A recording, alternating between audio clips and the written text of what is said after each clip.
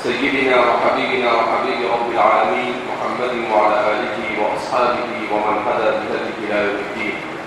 وبه قال حدثنا الحسن بن الصباح قال حدثنا محمد بن ساقط قال حدثنا مالك بن مروان قال سمعت الوليد بن العيدان ذكر عن أبي عمرو الشيباني رضي الله عنه أجمعين قال قال عبد الله بن مسعود رضي الله عنه سیدنا حضرت عبداللہ بن مسعود رضی اللہ تعالیٰ عنہ کے سلسلے میں بیان کیا جاتا ہے کہ حضرت عبداللہ بن مسعود رضی اللہ تعالیٰ عنہ جنہیں وہ خود فرماتے ہیں انا سادس ستۃ اسلمت علی وجہ الارض، میں 6 نمبر پر اسلام میں داخل ہوا جب زمین پر ہم 6 کے علاوہ کوئی مسلمان نہیں تھا۔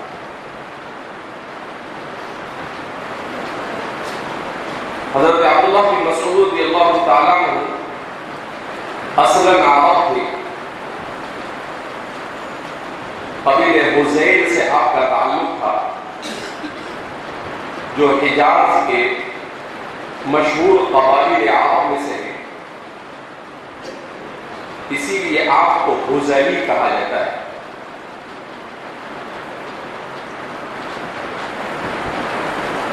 یہ بنو زہرہ کے حلیف تھے، کان حلیف بنی زہرہ۔ بنو زہرہ یہ ایک اور بڑا قبیلہ گزرا ہے، ان کے اور ان دونوں قبیلوں کے درمیان حلف تھا، یعنی اگر کوئی دشمن حملہ کر دے تو دونوں ایک دوسرے کی مدد کے لیے ایک دوسرے کے ساتھ حلیف بنے ہوئے تھے۔ حضرت عبداللہ بن مسعود رضی اللہ تعالیٰ عنہ کو کہا جاتا ہے صاحب الہجرتین، کہ آپ صاحب الہجرتین تھے۔ آپ نے حبشہ کی طرف بھی ہجرت کی اور پھر اس کے بعد مکہ مکرمہ سے مدینہ کی طرف بھی ہجرت کی۔ آپ کا شمار مہاجرین میں ہوتا ہے۔ آپ کے سلسلے میں بیان کیا جاتا ہے کان صاحب الوسادۃ والسواک والطہر وصاحب السر، کہ آپ رسول اللہ صلی اللہ علیہ وسلم کے وضو کے برتن کو اپنے ساتھ رکھتے تھے، آپ کے تکیے کو اپنے ساتھ رکھتے تھے، وصاحب السواک، اور رسول اللہ صلی اللہ علیہ وسلم کی مسواک بھی آپ کے پاس ہوتی تھی، اور ساتھ ہی فرماتے ہیں حضرات محدثین وصاحب السر، اور نبی کریم صلی اللہ علیہ وسلم کے رازدار بھی تھے۔ چند صحابہ تھے جو رسول اللہ صلی اللہ علیہ وسلم کے رازدار تھے، ان میں حضرت عبداللہ بن مسعود اور حضرت حذیفہ بن یمان، یہ دونوں مشہور ہیں۔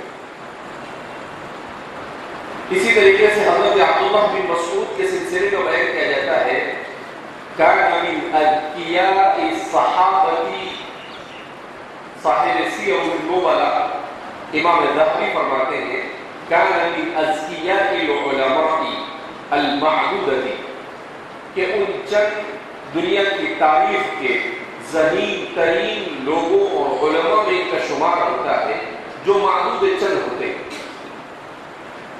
ان کی علمی فضیلت کے سلسلے میں بیان کیا جاتا ہے کہ آپ کو علم قرات، علم حدیث، علم فقہ،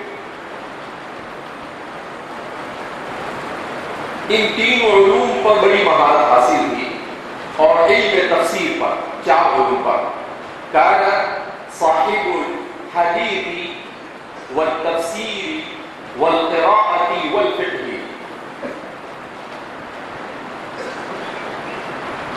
حضرت عبداللہ بن مسعود رضی اللہ تعالیٰ عنہ یہ ابتداء وحی سے آپ صلی اللہ علیہ وسلم کے ساتھ رہے، اسی لیے وہ خود فرماتے ہیں اخذت اکثر من 170 سورۃ من فی رسول اللہ صلی اللہ علیہ وسلم کہ میں نے 70 سے زیادہ قرآن کی صورتیں براہ راست وحی کے نازل ہونے کے فوراً بعد خود نبی کریم صلی اللہ علیہ وسلم سے حاصل کی، اسے سیکھا۔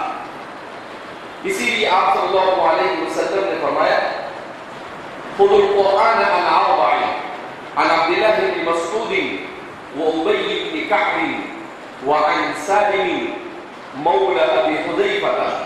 بعض روایت میں 3 کا ذکر آتا ہے کہ 3 لوگوں سے قرآن کریم کو اگر تم سیکھنا چاہو ایسا قرآن جیسا وہ نازل ہوا، تو عبداللہ ان کو عبداللہ ابن سے بھی تعبیر کیا جاتا تھا کہ حضرت عبداللہ ابن مسعود سے سیکھو، یا ابی ابن کعب سے قرآن کو سیکھو، یا پھر سالم مولا ابی حذیفہ ان سے قرآن کو سیکھو۔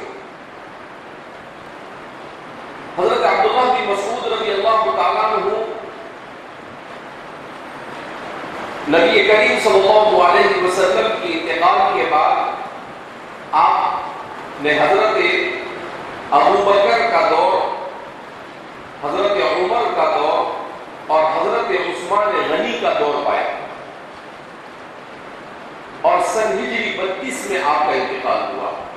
توفی سنۃ 32 من الہجرہ، سن ہجری 32 میں آپ کا انتقال ہوا۔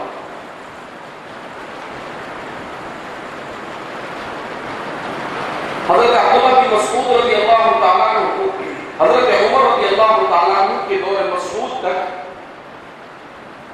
مدینہ منورہ میں مقیم رہے۔ پھر کوفہ سے ایک وفد آیا، جب کوفہ حضرت سعد بن ابی وقاص رضی اللہ تعالیٰ عنہ نے ایران کو فتح کیا،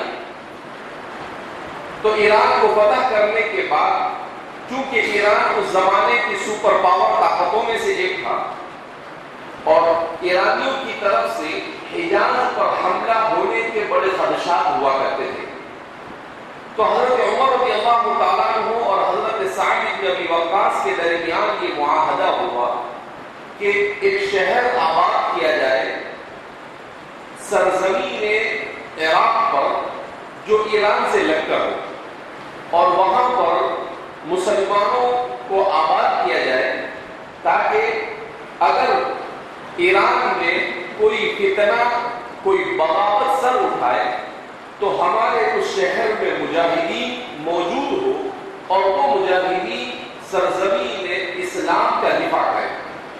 تو اس غرض سے حضرت عمر کی خلافت کے 3 سال یا 2 سال کوفہ کی بنیاد رکھی حضرت سعد بن ابی وقاص رضی اللہ تعالیٰ۔ کوفہ اور بصرہ 2 شہروں کو حضرت سعد بن ابی وقاص نے آباد کیا، تو اسی لیے فرماتے ہیں کہ دنیا میں حکومت کی نگرانی میں شہروں کو آباد کرنے کا سلسلہ شروع ہوا وہ حضرت عمر کے دور سے، جس میں سب سے پہلے شہر کو آباد کیا گیا وہ ہے کوفہ۔ شہر کوفہ کا نام کوفہ اس لیے تجویز کیا گیا کہ کوفہ کے معنی آتے ہیں کنکر کے، اور اس سرزمین پر جہاں پر اس کو آباد کیا گیا وہاں پر کنکر بکثرت پائے جاتے تھے سیاہ کلر کے، اس مناسبت سے اس کا نام کوفہ رکھا گیا۔ جب یہ شہر آباد ہو گیا تو حضرات صحابہ کی بڑی تعداد اس شہر میں جا کر آباد ہو گئی۔ اب جب کچھ مدت ہوئی تو حضرات صحابہ کو یہ فکر دامنگیر ہوئی کہ ہمارے بچوں کو دین سکھانے والا کوئی ہونا چاہیے، اس لیے کہ یہ لوگ حدود فارس پر واقع تھے، جس کی وجہ سے عام طور پر انہیں جنگ کا خطرہ ہوتا تھا، اور اس زمانے میں ابھی اسلامی فتوحات کا سلسلہ جاری و ساری تھا، تو یہ لوگ عام طور پر جہاد کے لیے سرزمین شام کی طرف، سرزمین فلسطین کی طرف، ان تمام علاقوں کے اندر گئے تھے، اور اپنے بچوں کو اور اپنی بیوی کو انہوں نے کہاں چھوڑ دیا تھا؟ کوفہ میں۔ تو انہوں نے حضرت عمر رضی اللہ تعالیٰ عنہ کی خدمت اقدس میں حاضر ہو کر کہا کہ کوفہ کے لیے کوئی معلم کا آپ انتخاب کریں جو ہمارے بچوں کو دین سکھائے، کہ جب ہم وہاں پر نہ ہو تو ہمارے بچوں کو کوئی آ کر دین سکھائے. فاختار ابن مسعود، تو حضرت عمر رضی اللہ تعالیٰ عنہ نے حضرت عبداللہ ابن مسعود کا انتخاب کیا. اور جس وقت وفد کوفہ سے آپ نے کہا کہ تمہارے لیے معلم کا انتخاب کیا، تو اس وقت آپ نے عجیب جملہ ارشاد فرمایا. آپ نے کہا انی آثرتہ علیکم، کہ عبداللہ بن مسعود کی مدینہ میں مجھے ضرورت ہے، مگر پھر بھی چونکہ وہاں پر لوگوں کو دین سکھانا ہے، اس لیے میری اپنی ضرورت کے باوجود بھی میں تمہیں قربانی دے کر عبداللہ بن مسعود کو تمہارے ساتھ لے کر آؤں. اسی سے حضرت عبداللہ بن مسعود کی حضرت عمر رضی اللہ تعالیٰ عنہ کی نگاہوں میں قدر و منزلت کا اندازہ ہوتا ہے. تو آپ نے اس لیے ان کو بھیجا کہ وہ صحابہ کی اولاد تھی. آپ نے سوچا ایسا معلم ہونا چاہیے جو بہترین انداز میں ان کی تربیت کرے. اور قربان جائیے سیدنا حضرت عبداللہ بن مسعود رضی اللہ تعالیٰ عنہ کی ذات اقدس پر کہ آپ نے کوفہ جانے کے بعد اہل کوفہ میں علم کا ایسا چسکا پیدا کیا اور علم سے ایسا تعلق پیدا کیا کہ مختصر سے عرصے میں، مشکل سے 15 سال کے عرصے میں، شہر کوفہ مدینہ کے بعد عالم اسلام کا سب سے بڑا علمی شہر بن گیا. صرف کتنے سال کے بعد؟ 10 سے 15 سال. اسی لیے سیدنا حضرت علی رضی اللہ تعالیٰ عنہ جب کوفہ پہنچے، یعنی سب سے پہلے تو حضرت علی کے سامنے یہ مسئلہ آیا کہ مدینہ میں چونکہ مسلمانوں میں آپس میں اختلاف ہو گیا حضرت عثمان غنی کی شہادت کے بعد، تو اب آپ کے سامنے یہ مسئلہ تھا کہ میں اس شہر کو منتخب کروں جہاں جس کو مدینہ کے بعد دار الخلافہ بنایا جائے. تو چونکہ ہمارے صحابہ کا ذوق یہ دنیا کا ذوق نہیں تھا، ہمارے صحابہ کا ذوق خالص دین اور علم کا شوق تھا، لہذا حضرت علی رضی اللہ تعالیٰ عنہ نے جائزہ لیا کہ وہ ایسا کون سا شہر ہو سکتا ہے جو شہر مدینہ کے بعد سب سے زیادہ علماء سے مالا مال ہو، تاکہ کسی بھی وقت مجھے کسی مسئلے کی ضرورت پیش آئے تو میرے وہاں پر علماء کی بڑی جماعت موجود ہو اور میں اسلام کتاب و سنت کی روشنی میں کسی قسم کے فیصلے کے اندر مجھے تعاون اور مشاورت مل سکے. آپ نے عالم اسلام کا جائزہ لیا اور جائزہ لینے کے بعد آپ نے دیکھا کہ سب سے بڑی تعداد حضرات صحابہ کی مدینہ کے بعد اگر کہیں پر آباد ہے تو وہ کوفہ. اس لیے لکھا ہے سیرت نگاروں میں کہ حضرات 12,000 صحابہ اپنے اہل و عیال کے ساتھ کوفہ میں آباد تھے. کتنے ہزار صحابہ؟ 12,000. جس کوفہ کو لوگ بدنام کرتے ہیں وہ ہے یہ کوفہ.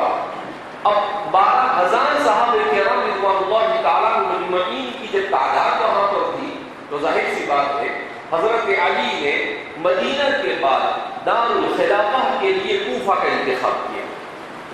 آپ جب کوفہ آئے تو کوفہ پہنچنے کے بعد جب آپ نے وہاں کی مسجدوں میں، وہاں کے چوراہوں پر، وہاں کے گھروں میں علم کے چرچے دیکھے تو آپ سے رہا نہ گیا اور آپ نے کہا رحم اللہ ابن ام عبد، کہ اللہ حضرت عبداللہ ابن مسعود پر اپنی خصوصی رحمت نازل فرمائے. ملأ بیوت الکوفہ بالعلم، کہ آپ نے کوفہ کے گھروں کو علم سے بھر دیا. ایسے علم کے چرچے لوگوں کو علم کا رسیہ بنا دیا اور علم کا ایسا شوق کہ ان کے اندر علم کا جنون پیدا ہو گیا. تو اس طرح سے حضرت عبداللہ بن مسعود رضی اللہ تعالیٰ عنہ وہ یعنی صحابہ کی تاریخ کے وہ فرد فرید ہے جنہوں نے صرف اپنی بنیاد پر ایک پورا علمی شہر آباد کر دیا. جس شہر کو حضرات صحابہ نے اسلام کے دفاع کے لیے اور سرزمین اسلام کے دفاع کے لیے تاسیس اور بنیاد ڈالی تھی بڑے خلوص کے ساتھ، اس شہر کو جہاں پر سرزمین اسلام کی حفاظت کے لیے آپ نے صحابہ نے منتخب کیا، آپ نے اسی شہر کو اسلام کی علمی اور فکری وراثت کے لیے بھی سب سے ہونہار شہر بنا کر چھوڑ دیا. تو سیدنا حضرت عبداللہ بن مسعود رضی اللہ تعالیٰ عنہ کی بڑی منقبتیں خود مسلم شریف اور بخاری شریف اور حدیث کی دوسری کتابوں میں مناقب صحابہ کے ذیل میں نبی کریم صلی اللہ علیہ وسلم نے ارشاد فرمائی. حضرت ابو موسیٰ اشعری رضی اللہ تعالیٰ عنہ فرماتے ہیں کہ میں جئت انا و اخی، میں اور میرا بھائی ہم یمن سے آئے. ہم لوگ اللہ کے رسول صلی اللہ علیہ وسلم کی مجلس میں جب تھے تو ہم نے جب شروع میں ہم نے دیکھا کہ عبداللہ بن مسعود اتنی کثرت کے ساتھ رسول اللہ صلی اللہ علیہ وسلم کے ازواج مطہرات کے گھروں پر آتے جاتے تھے تو فظننا انہ من اہلہ، تو ہمیں ایسا گمان ہوا کہ یہ تو حضور کے گھر کے کوئی فرد معلوم ہوتے ہیں. اسی لیے حضرات صحابہ فرماتے کان ابن مسعود اکثر شبہا برسول اللہ صلی اللہ علیہ وسلم فی صمتہ وفی سیرتہ، کہ حضرت عبداللہ ابن مسعود صحابہ میں سیرت کے اعتبار سے، صورت کے اعتبار سے اور اللہ کے رسول صلی اللہ علیہ وسلم کے اخلاق کے اعتبار سے سب سے قریب اگر حضور سے ملتا جلتا کوئی تھا تو وہ تھے حضرت عبداللہ بن مسعود رضی اللہ تعالیٰ.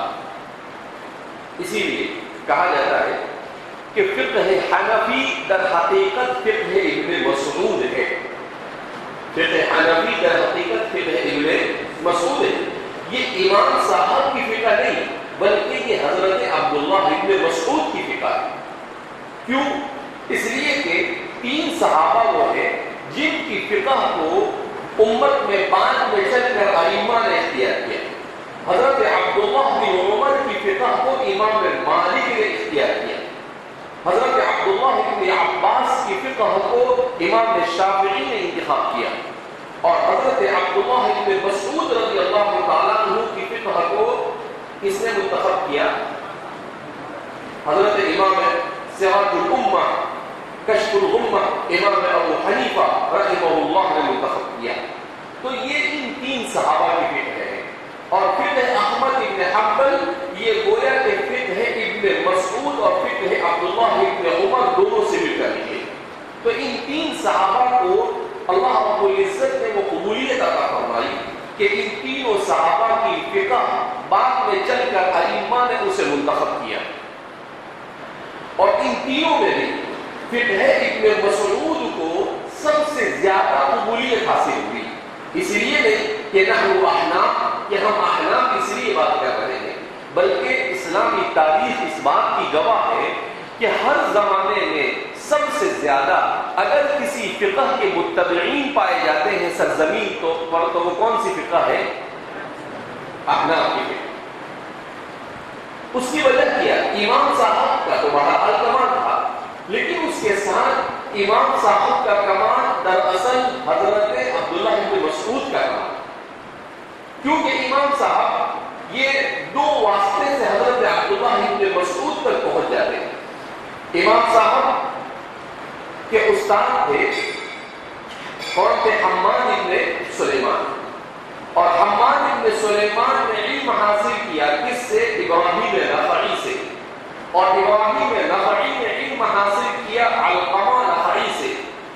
اور علقمہ نخعی کان من ارشد تلاميذ ابن مسعود، وہ حضرت عبداللہ ابن مسعود کے سب سے ممتاز شاگرد مانے جاتے ہیں. کون؟ حضرت علقمہ نخعی. تو حضرت عبداللہ ابن مسعود کی فقہ کو علقمہ نے حاصل کیا. علقمہ سے اس فقہ کو کس نے حاصل کیا؟ ابراہیم نخعی نے. اور ابراہیم نخعی سے اس فقہ کو حماد ابن سلیمان نے. اور حماد ابن سلیمان سے اس فقہ کو کس نے حاصل کیا؟ امام ابو حنیفہ نے. اور پھر اس کے بعد اس فقہ کو مقبولیت ایسی حاصل ہوئی کہ خلافت عباسیہ کے المتوقی باللہ کے دور کے بعد سے لے کر آخری خلافت عثمانیہ کے 1923 تک پوری دنیا میں قضا کے لیے جس فقہ کا انتخاب ہوتا تھا وہ تھی فقہ حنفی. یعنی عالم اسلام پر 800 سال عثمانیوں نے حکومت کی، عالم اسلام پر 400 سال حکومت کی، 500 سال حکومت کی بنو عباس عباسیہ اور بنو عباس نے.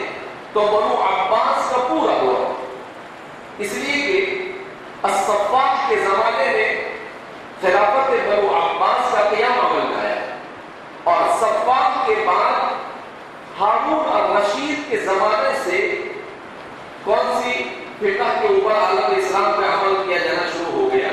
فقہ حنفی پر۔ کیوں؟ ہارون الرشید کے دربار میں آپ کے تلمیذ حضرت ابو یوسف یعقوب بن ابراہیم البجلی، یہ اس زمانے میں سب سے پہلے اول قاضی القضاة فی العالم الاسلامی، عالم اسلام کے سب سے پہلے قاضی القضاة بنائے گئے۔ کیا مطلب؟ کہ اس سے پہلے چیف جسٹس جس کو کہتے ہیں آج کی اصطلاح میں، اسے اس زمانے میں قاضی القضاة کہا جاتا، یعنی تمام قاضیوں کا ہیڈ اور تمام قاضیوں کا سردار۔ تو وہ قاضی القضاة کا جو منصب تھا وہ پہلی مرتبہ خلافت بنو عباسیہ میں ہارون الرشید کے زمانے میں اسے منتخب کیا گیا، تو اس کے لیے امام ابو یوسف کا انتخاب کیا گیا، اور وہیں سے چیف جسٹس کا سلسلہ کیا ہوا؟ شروع ہوا۔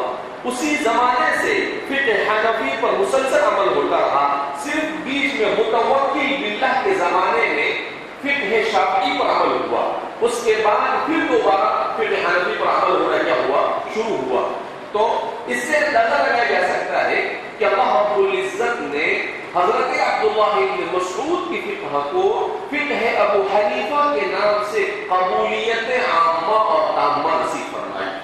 اور علامہ انور شاہ کشمیری رحمۃ اللہ علیہ فرماتے تھے کہ حضرت عیسیٰ بھی جب آئیں گے قیامت سے پہلے تو وہ فقہ حنفی پر عمل کریں گے۔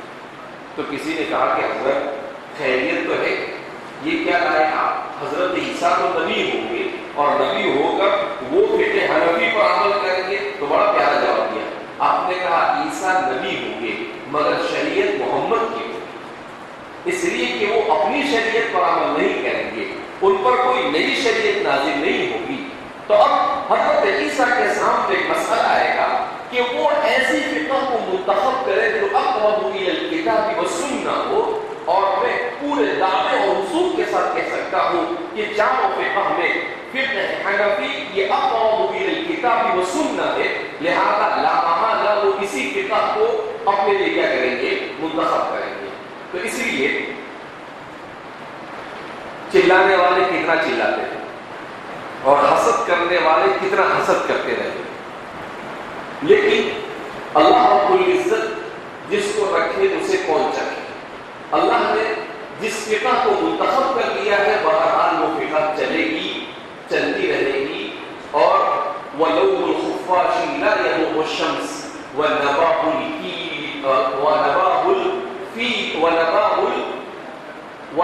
الْكِلَابِ لَا يَضُرُّ الْفِيلَ۔ ابھی میں کہتے ہیں کہ کتوں کا بھونکنا ہاتھی پر کوئی اثر نہیں کرتا ہے، ہاتھی تو ڈیل ڈول کے ساتھ چلتا رہتا ہے، کتا بھونکتا دیکھتا بھی نہیں، کتا کتنا بھونکتا ہے کیونکہ قریب تو آ نہیں سکتا وہ، جیسے قریب آئے گا ہاتھی صرف پاؤں میں دم بھی رہے گا تو وہ کتنے فٹ دور جا کے گرے گا اس کو اندازہ ہو سکتا نہیں، اس لیے دور دور سے کیا کرتا رہے گا؟ وہ صرف بھونکتا رہے گا۔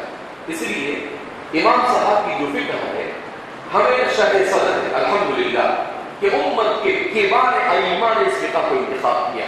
امام طحاوی ان کے ماموں تھے، مازنی یہ شافعی تھے، اور امام طحاوی رحمۃ اللہ علیہ کی کیا تھے؟ امام صاحب کی کتابیں لکھتے تھے۔ تو امام طحاوی کو ایک دن انہوں نے کہتے کہ طحاوی تیرے سے کچھ بنے گا نہیں، کیونکہ امام ان کے والد ان کے ماموں جو تھے وہ امام شافعی کے براہ راست شاگرد تھے، تو ظاہر سی بات ہے براہ راست استاد تھے، تو ان کو غصہ تھا اس بات کا کہ یہ فقہ شافعی نے دیکھ کر فقہ حنفی کیوں پڑھتا ہے۔ تو امام طحاوی نے کہا کہ اچھا ٹھیک ہے۔ اس کے بعد امام طحاوی نے علم حدیث، علم اصول دین یعنی علم العقائد، علم فقہ، علم الخلاف، علم اسماء الرجال، ان تمام علوم میں مہارت تامہ حاصل۔ پھر اس کے بعد انہوں نے ایک جگہ پر امام صاحب نے لکھا ہے کہ میرے ماموں نے قسم کھا کر کہا تھا کہ تجھ سے کچھ بنے گا نہیں، وہ کہتے اور میں قسم کھا کر کہتا ہوں کہ اگر وہ زندہ ہوتے تو انہیں اپنی قسم کا کفارہ دینا پڑتا۔ کیا فرما دیتے وہ اگر وہ زندہ ہوتے تو انہیں اپنی قسم کا دینا پڑتا، کفارہ دینا پڑتا، اس لیے کہ میں نے وہ کر دکھایا جو کوئی کر نہیں دکھا سکتا ہے، اسی لیے ان کو بیرسٹر آف احناف کہا جاتا ہے۔ امام طحاوی کیا کہتے ہیں ان کو؟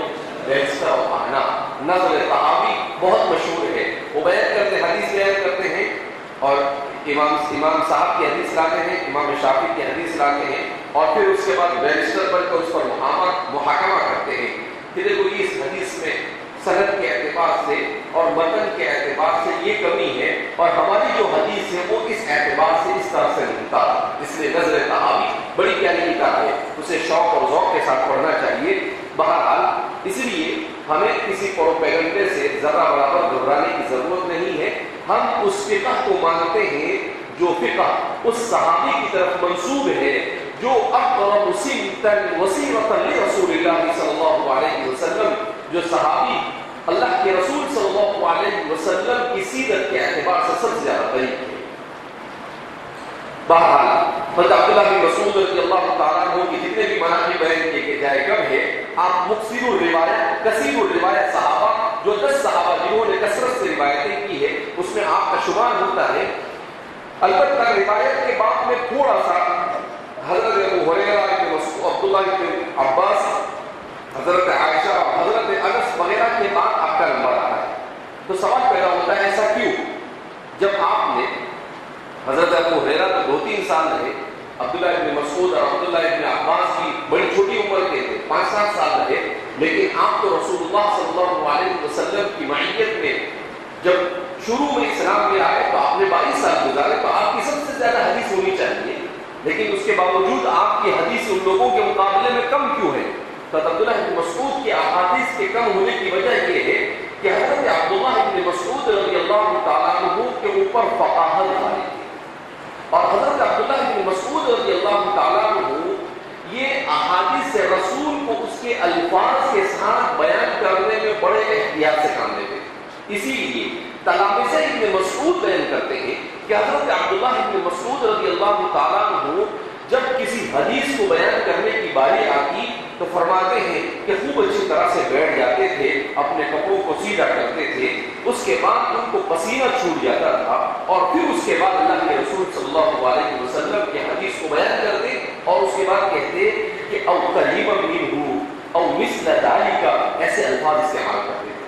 تو آپ الفاظ رسول کو ہو بیان کرنے میں بڑے احتیاط سے کام لیتے تھے، اس وجہ سے آپ کی احادیث یہ کم ملتی ہے، تو آپ کے آثار بہت زیادہ ہے، یعنی آپ کے اقوال میں کثرت ہے، اور جیسا کہ آپ کو تفسیر بیضاوی کے مقدمے میں بیان کیا جائے کہ حضرات صحابہ کے اقوال در حقیقت اقوال رسول ہی ہے، تو آپ کے اقوال کا کثرت اس لیے ہے کہ آپ حدیث بالمعنی بیان کرتے تھے اور حدیث باللفظ بیان کرنے میں احتیاط کرتے تھے، اس وجہ سے دوسرے صحابہ کے مقابلے میں آپ کی احادیث ذخیرے احادیث میں کم کیا ہوتی ہے، ملتی ہے۔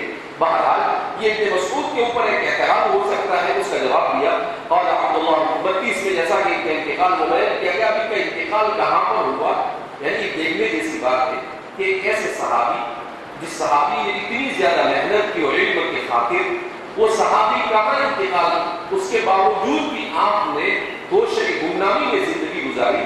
تو بعض حضرات نے کہا کہ آپ حج کے لیے مکہ مکرمہ آئے اور پھر مدینہ آئے، وہ توفی بالمدینہ، اور آپ کا انتقال مدینہ منورہ ہوا، اور بعض حضرات کا کہنا ہے کہ آپ کا انتقال کوفہ میں ہوا۔ زیادہ راجح یہ ہے کہ آپ مدینہ منورہ تشریف لائے اور خاک جہاں کی تھی وہیں پر آئی، اور آپ کا انتقال مدینہ میں ہوا، اور جنت البقیع میں آپ کو کیا گیا، دفن کیا گیا، جو دنیا کے قبرستانوں میں سب سے بہترین قبرستان ہے۔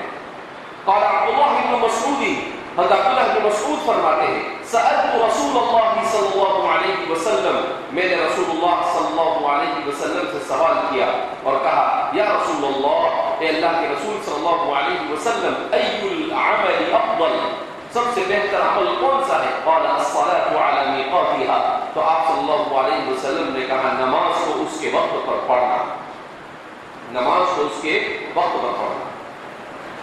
نبی کریم صلی اللہ علیہ وسلم سے مختلف مواقع پر مختلف صحابہ نے سوالات پوچھے.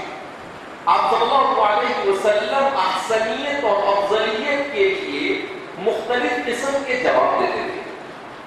تو جہاں پر آپ افضلیت کو بیان کرتے تھے وہ افضلیت صحابی کی حالت کو دیکھ کر بیان کرتے تھے, اور بعض مواقع پر افضلیت کو علی الاطلاق بیان کرتے تھے. کیونکہ عبداللہ ابن مسعود یہ اقدم الاسلام تھے, اسلام لانے میں سب سے قدیم آدمی تھے, اور اللہ کے رسول صلی اللہ علیہ وسلم ان کی رگ و ریشے سے واقف تھے اور ٹوٹ کر محبت کرتے تھے. تو اس لیے اللہ کے رسول صلی اللہ علیہ وسلم سمجھ گئے کہ عبداللہ ابن مسعود سوال کر رہے ہیں, اس کا مطلب یہ ہے کہ وہ علی الاطلاق اسلام میں سب سے افضل کیا چیز ہو سکتی ہے اس کا سوال کر رہے ہیں. اس لیے حضور نے ان کو جواب دیا الصلاۃ علی میقاتھا, نماز کو اس کے وقت پر ادا کرنا یہ اسلام لانے کے بعد سب سے افضل ترین عمل ہے. نماز کو اس کے وقت پر ادا کرنا. اس سے اندازہ لگایا جا سکتا ہے کہ نماز کتنی اہم عبادت ہے, مگر امت مسلمہ نے آج نماز کے ساتھ جو سلوک اختیار کیا ہے وہ ہے الامان والحفیظ, کہ نماز کی کوئی اہمیت ہمارے عوام تو عوام خواص میں باقی ہے. علماء ہو کر بھی, ہم طلباء ہو کر بھی نماز کی جو فکر, نماز کا جو اہتمام اور نماز کے لیے جو انسان کی توجہ ہونی چاہیے وہ حنفیہ کہا جا سکتا ہے کہ وہ ہمارے یہاں پر پائی جاتی نہیں. نماز ہمارے لیے بوجھل ہو چکی ہے, جبکہ قرآن کریم میں اللہ رب العزت نے پہلے ہی پارے میں ارشاد کیا, کیا ارشاد فرمایا, وَإِنَّهَا لَكَبِيرَةٌ إِلَّا عَلَى الْخَاشِعِينَ, کہ نماز بہت بوجھل ہے مگر خاشعین پر. اس لیے معلوم ہوا کہ اگر ایمان کمزور ہے تو نماز سے رشتہ کمزور ہوگا, اور اگر ایمان مضبوط ہے تو نماز سے رشتہ مضبوط ہوگا. کیونکہ خاشعین کے لیے نماز بوجھل نہیں, نماز کس کے لیے بوجھل ہے, غیر خاشعین کے لیے. تو خاشعین اس کو کہتے ہیں جو ہر دم اللہ سے ڈرنے والا ہو, اللہ کا خوف جس کے لیے ہمیشہ استحضاء جس کا رہتا ہو, تو اسے خاشعین کہا جاتا ہے, اور انہی لوگوں کے بارے میں متقی کہا جاتا ہے. تو سب سے زیادہ ایمان مضبوط ہو, اس کی علامت یہ ہے کہ آدمی کو نماز کا اہتمام اور نماز کی فکر ہو کہ کچھ بھی ہو جائے میری نماز نہیں جانی چاہیے, چاہے جو ہونا ہو جائے. ایسا نہیں کہ تھوڑا سا سر دکھا, بندے کی طبیعت میں اس میں لال ہے, سو گئے, بولے کیوں بیمار ہے. حالانکہ اسلامی فرائض میں, تمام فرائض میں کچھ نہ کچھ کیا کیا گیا ہے, آسانی, لیکن نماز کے سلسلے میں شریعت مطہرہ نے ذرہ برابر بھی کوئی کوتاہی کو برداشت نہیں کیا. کھڑے ہو کر نہیں پڑھ سکتے ہو, بیٹھ کر پڑھو, بیٹھ کر نہیں پڑھ سکتے ہو, لیٹ کر پڑھو, لیٹ کر نہیں پڑھ سکتے ہو, اشارے سے پڑھو, مگر نماز پڑھو, چاہے جو ہونا ہو جائے. لیکن نماز کی کہیں چھٹی ملتی نہیں. لہذا اس بنا پر ہم معاشرے طلباء یہ اس کا بڑا کوتاہ ثابت ہوا ہے کہ نماز کوئی اٹھانے کے لیے فجر میں آوے تو نماز میں آوے. اگر آپ کو کوئی نہ اٹھاوے تو قسم بخدا کہتا ہوں 15% بچے بھی نماز نہیں. صرف ہمارے یہاں نہیں, پوری دنیا میں کتنے 10 سے 15% بھی اگر مسجد میں آ جائے, اگر آپ کا ہے تو ہم ایک آدھ مرتبہ 2 مرتبہ سرپرائز دیکھ لیتے ہیں کہ بھائی چلو آج کوئی نہیں اٹھا رہا, دیکھتے ہیں کہ فجر کی نماز میں کون آیا, اور میں کوئی نہیں. تو یہ اللہ کے رسول فرما رہے ہیں کہ سب سے افضل عمل اور سب سے اہم اور ضروری عمل الصلاۃ علی میقاتھا, نماز کو اس کے وقت میں پڑھنا, یہ سب سے افضل عمل ہے. مگر آج ہم نے اس کی کیا صورتحال بنائی ہے. اسی لیے اللہ رب العزت جب ہم نے اللہ کے در کو چھوڑا تو اللہ نے ہمیں دوسروں کے دروں پر چھوڑا. ٹھیک ہے, تمہیں ہمارا در پسند نہیں ہے تو ہمیں بھی یہ پسند نہیں ہے کہ ہم تمہاری نصرت اور مدد کریں. ہم نے بھی تم کو دوسروں کے حوالے کر دیا, جاؤ اب تمہیں کہیں یہود مارے گا, تو کہیں نصارہ مانے گا تو کہیں ہنود مانے گا، پھر شکایت ہم سے کرنا نہیں۔ اس لیے اللہ کے رسول صلی اللہ علیہ وسلم نے ارشاد فرمایا میری امت میں قیامت کی نشانیوں میں سب سے بڑی نشانی یہ ہے کہ لوگوں کے دلوں سے نماز کی اہمیت ختم ہو جائے، سب سے پہلے خشوع ختم ہو جائے گا۔ کہا یہ بڑی عالیشان مسجدیں تو بنائیں گے کہ لیکن وہ مسجدیں یہ خراب ہوں نہ، مسجدیں تو بہت بڑی بنیں گی مگر مصلی نہیں ہوں گے، پڑھنے ہوں گے مصلی۔ اسی لیے انگریزوں کے زمانے میں لاہور میں ایک مقدمہ ہوا تو یہ بات طے ہوئی کہ اگر اس زمین پر کل صبح میں مقدمہ ہے، اس مقدمے سے پہلے مسجد بن گئی تو ٹھیک ہے، ورنہ اس جگہ کے اوپر قبضہ کس کا ہو جائے گا؟ غیروں کا ہو جائے گا۔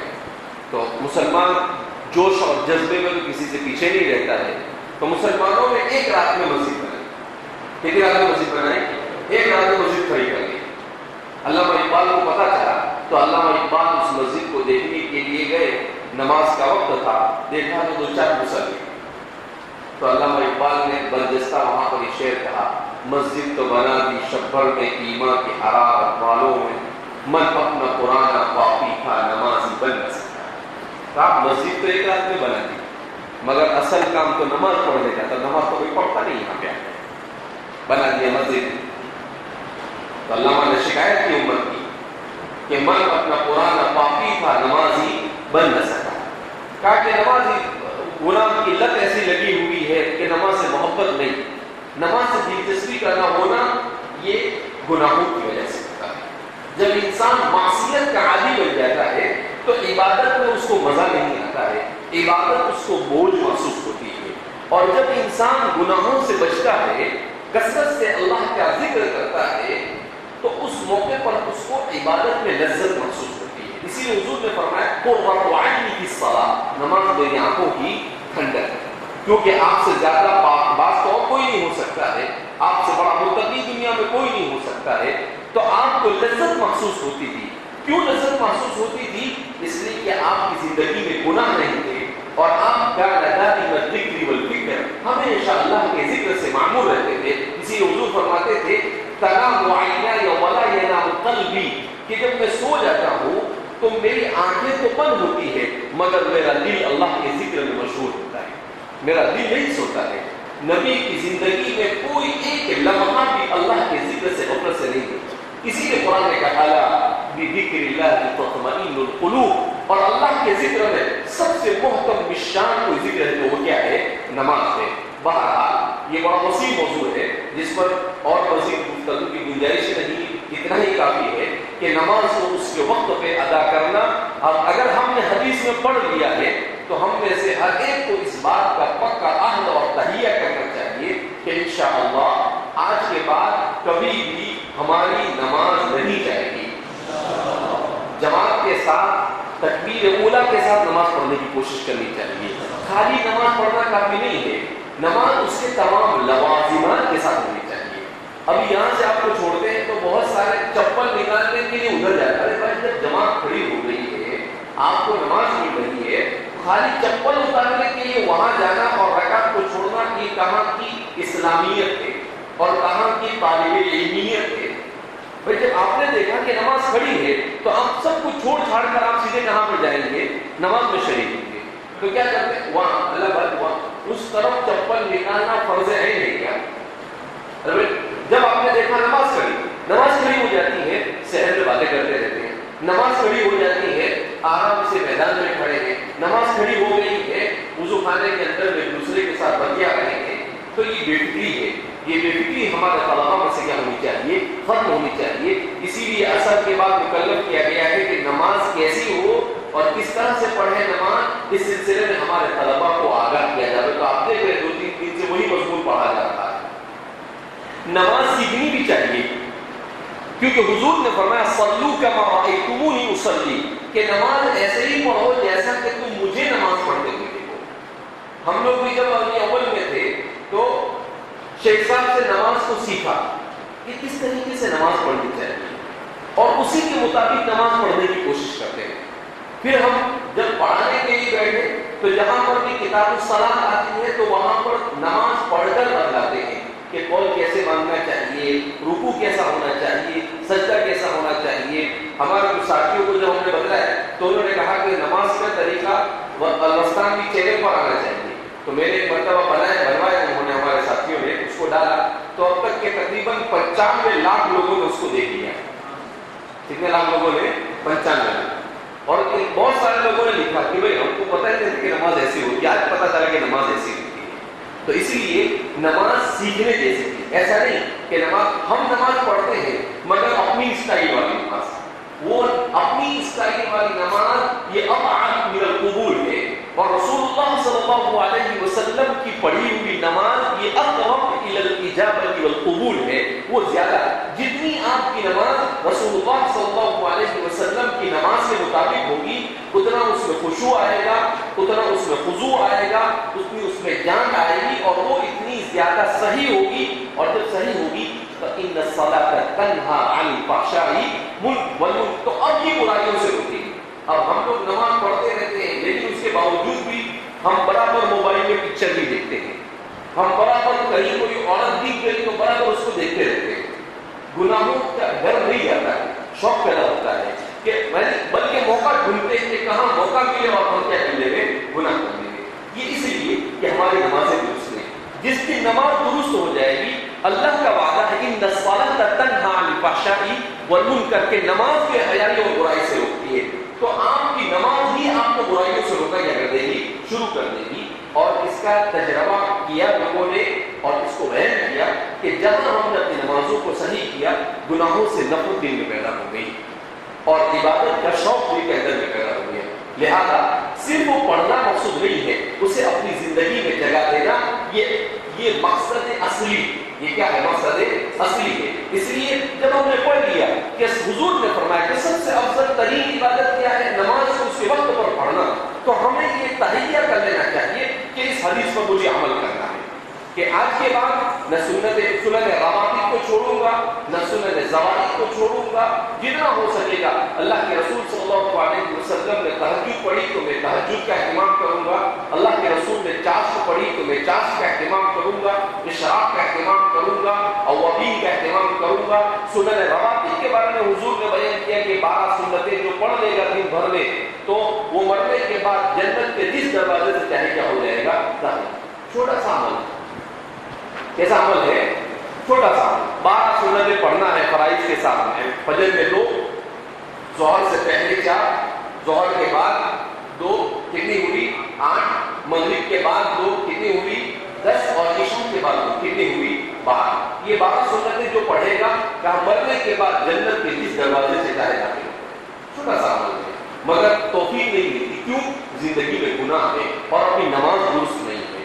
صرف ایک چیز پر انسان محنت کر لے، اپنی نماز کو درست کر لے، اس کے بعد ساری دنیا سے جڑ جائے اور آخرت بھی صحیح ہو جائے گی. اللہ رب العزت ہمیں اللہ کے رسول صلی اللہ علیہ وسلم کی اس حدیث پر مکمل طور پر عمل کرنے کی توفیق مرحمت فرمائے، اپنی نمازوں کو درست کرنے کی اور اہتمام، خشوع اور خضوع کے ساتھ اور رسول اللہ صلی اللہ علیہ وسلم کے طریقے کے مطابق نماز پڑھنے کی توفیق مرحمت.